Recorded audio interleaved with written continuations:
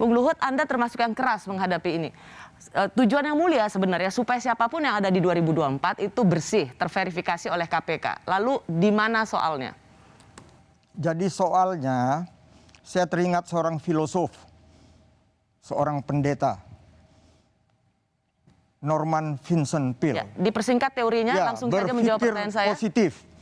Kenapa kedua kawan saya inilah akibat negative thinking. Ini Bung Luhut nggak bisa membedakan antara negative thinking dan critical thinking. Ya, sekarang gini, nanti kamu tenang. Nanti saya akan boleh masuk. Langsung kata Mbak Ros. Indonesia negara hukum. Nanti saya masuk ke hukumnya. Oh, baik. Baru kalian dua mikir. Kan begitu. Ya. Ya? Ya, silakan. Saya tegas mengatakan, apa yang dikatakan Ubed, begitu juga Adi Masardi, saya mohon, Pak Joko Widodo selalu mengingatkan kita Indonesia negara hukum. Sadar nggak kalian berdua apa yang kalian lakukan?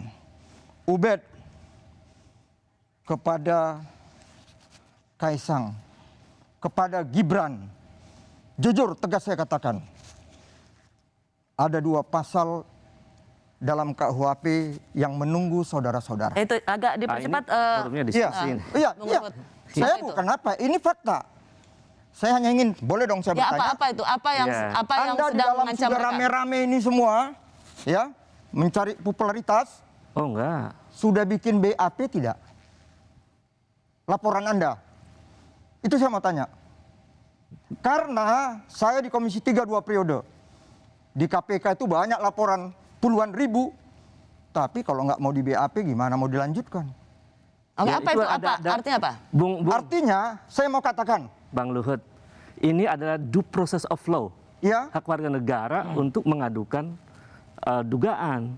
Jadi ini ada prosesnya, di sana ada verifikasi. Itu belum melalui tahapan, itu kan proses. Jujur saja. Ini due process of law. Jadi apa yang dikatakan oleh Mbak Rosi, ya udah benar. Ya. Apanya? Kalau kalian udah punya bukti yang kuat, rame ngomong, siap-siap dong untuk mari KPK. Ya, saya berharap KPK serius. Anda nanti dipanggil. Siap? Datanya ada di KPK. Enggak, siap Anda dipanggil?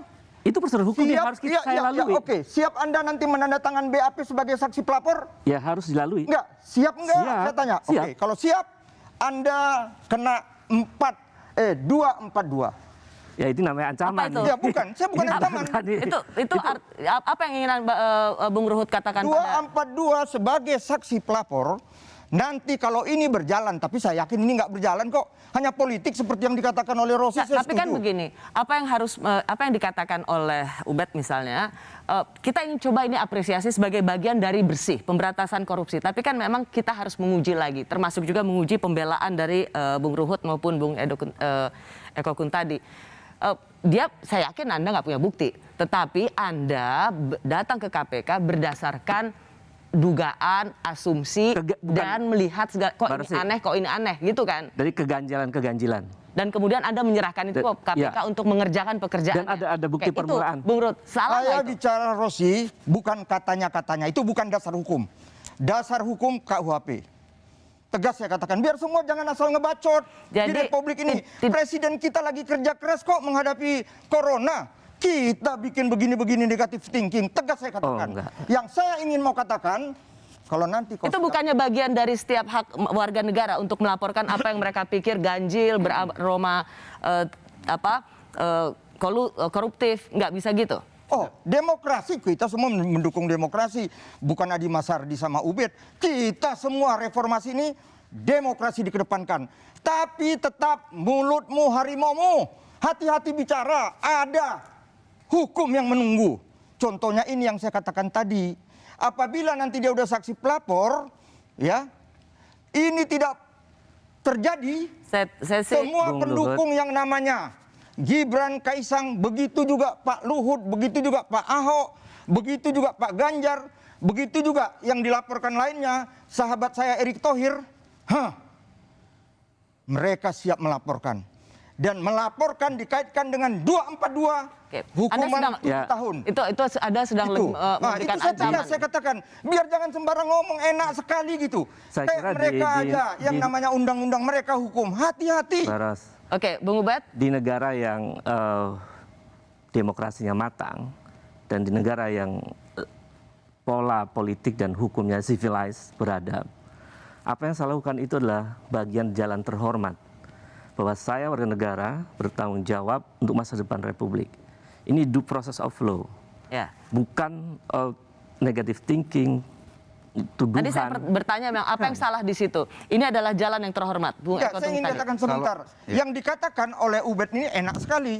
Sadar nggak Anda?